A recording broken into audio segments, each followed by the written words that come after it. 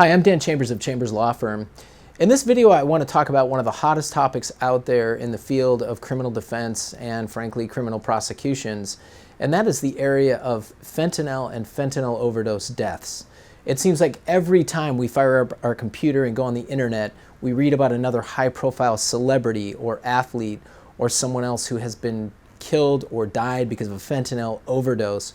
For example, they take cocaine or heroin laced with some other substance.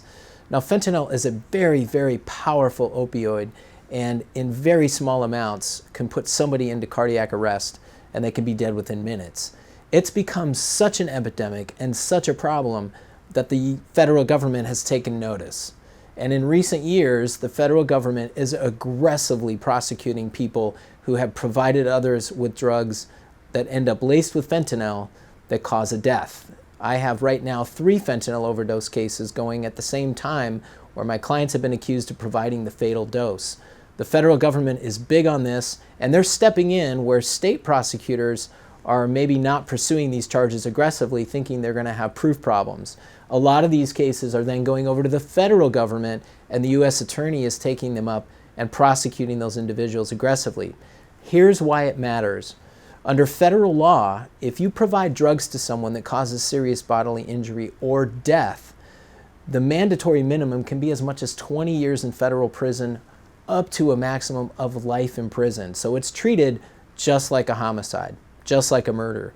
If you provide those drugs and it can be established that that was the fatal dose, you could be looking at life in federal prison. So it's a big deal, and the government is spending a lot of money enforcing these laws. Now, if a fentanyl overdose occurs, there's a few defenses that you can raise. For example, frequently the victim who passes away is a drug addict and many times buys their drugs from numerous different sources.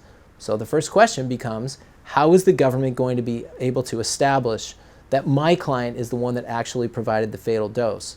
Now, sometimes they have DNA evidence. Maybe there's a bag or something else laying around the victim that might have the defendant's DNA on it. But ordinarily, the victim dies somewhere alone and is found later, and it becomes a mystery about who provided those drugs. Maybe surveillance camera footage provides a key. Maybe someone was seen going in and out of their apartment building just before they died. So the government's going to have some work to do to establish that this particular person provided the fatal dose. All of these cases are incredibly complex and can involve complicated forensic or scientific issues to establish the cause of death and who is the one responsible. Cause of death can often be a problem after the autopsy is performed, and let's say the person has several different substances in them, all of which are at lethal doses. It becomes very difficult to establish that it was specifically the fentanyl, in my hypothetical, that caused that person to die. So as you can see, there's some very complex defenses that can be raised, and you need a skilled attorney to defend you.